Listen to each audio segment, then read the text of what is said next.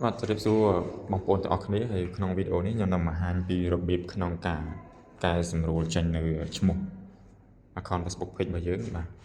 អញ្ចឹងនៅក្នុងហ្នឹងដូចគ្នាដែរអញ្ចឹងរបៀបដែលយើងធ្វើការចេញចូលទៅក្នុង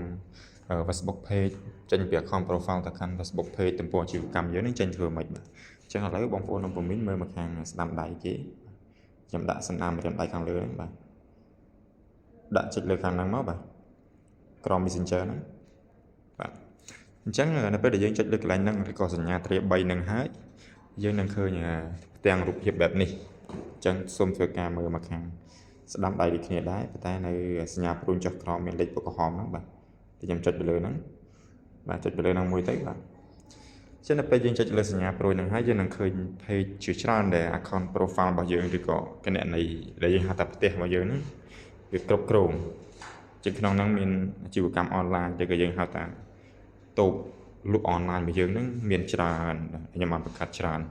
ចឹងតែខ្ញុំសាកចុចលើធីតាទៅដោះគោនឹងមួយជាឧទាហរណ៍បាទចឹងនៅពេលខ្ញុំចុចលើហ្នឹងហើយវានឹងធ្វើការចេញចូលទៅកាន់បាទ page អាជីវកម្មមួយហ្នឹង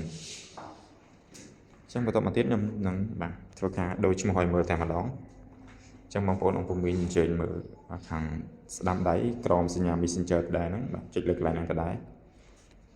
អញ្ចឹងយើងនឹងឃើញបាទសញ្ញាបាទរូបខ្ចៅអានេះហៅថាកន្លែងកំណត់ឲ្យហៅថា setting អញ្ចឹងនៅក្រោមសញ្ញាទ្រាប3ទៅដែរបាទនេះខ្ញុំចុចលើនេះចុចទាំងអស់គ្នាបាទអញ្ចឹងនៅពេលខ្ញុំចុចកន្លែងហ្នឹងហើយខ្ញុំនឹងធ្វើការអូសទៅខាងក្រោមដើម្បីរកកន្លែងកែឈ្មោះចេញ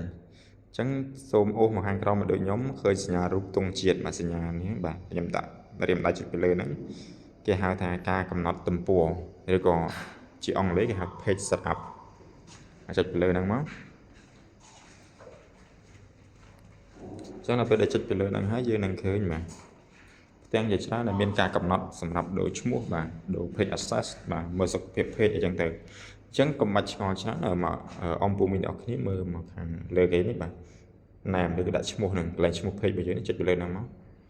បាទនៅពេលដែលយើងចុចទៅលើហ្នឹងហើយយើងអាចធ្វើការបាទកែសម្រួលបានហើយយើងចាប់ផ្ដើមវាយចេញក្តារចុចទៅលើហ្នឹងវាចេញក្តារចុចហើយតែមកយើងអាចដោះដូរបានតាមចិត្តបាទធីតាបាទ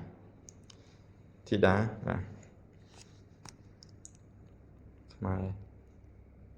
បាទចេញមកធីតាខ្មែរចឹងទៅចុច review change បាទពណ៌ខៀវនេះបាទចុចមួយទៀតមក submit ទៅបានហើយបាទប៉ុន្តែអាហ្នឹងខ្ញុំឧទាហរណ៍ឲ្យមើលទេ